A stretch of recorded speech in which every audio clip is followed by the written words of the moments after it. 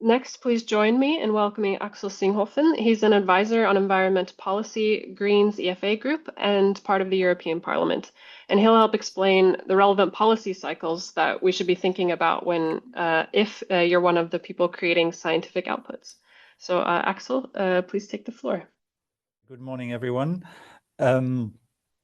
The key one that is being under discussion now is the revision of REACH. As we all know, it is several years overdue. The Commission committed in 2020 in the context of the chemical strategy to come up with a revision of REACH by 2022, and one which would include the use of the Mixture Allocation Factor. That was then delayed to 2023 because of internal disagreements. And then it was further delayed into the new legislature. So the new commission committed to come forward with the review by the end of this, well, in the last quarter of this year, but they could not agree over the impact assessment, and therefore they got a negative opinion on the impact assessment. So things are still being discussed. We're all kind of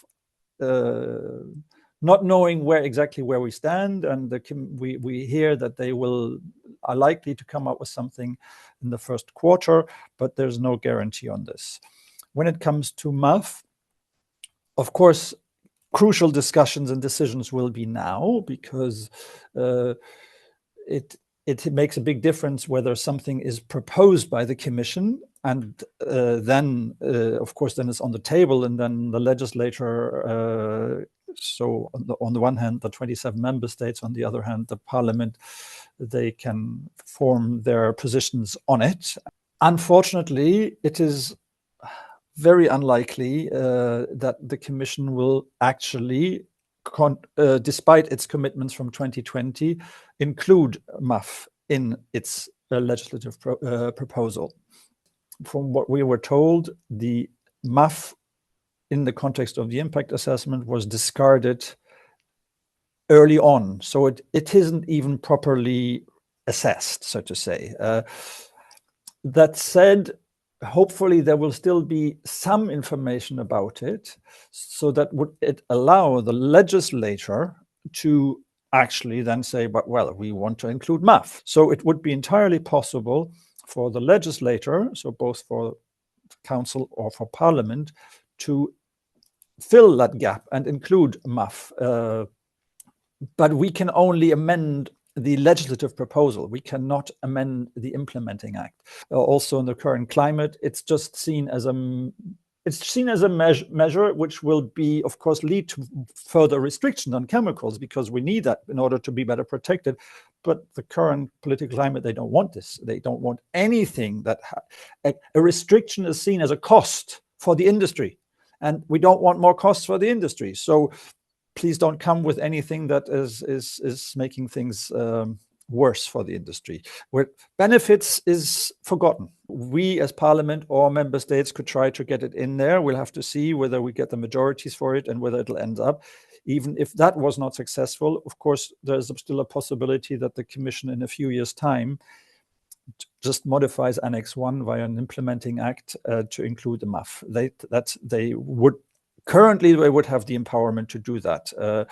That may change, but but whether they will then have the political will to do that, I would guess it will take another commission before we get that. So not in this mandate.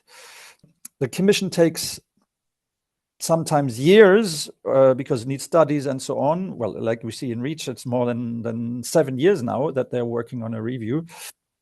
And so it's very important to influence things upstream. But once they are then on the table, then of course you have the legislative process where it's important to get in touch with the legislator, the two sides of the legislature.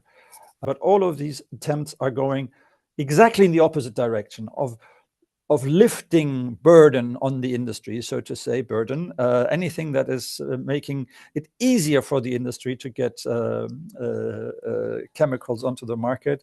The current political mood is not at all to protect human health or the environment or strengthen that. This is a very sad situation.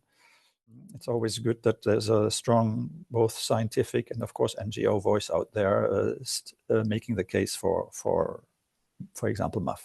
Thank you. No, thank you, Axel, for your honesty and your insights. We'll be anxiously awaiting Q1 of next year to see what happens.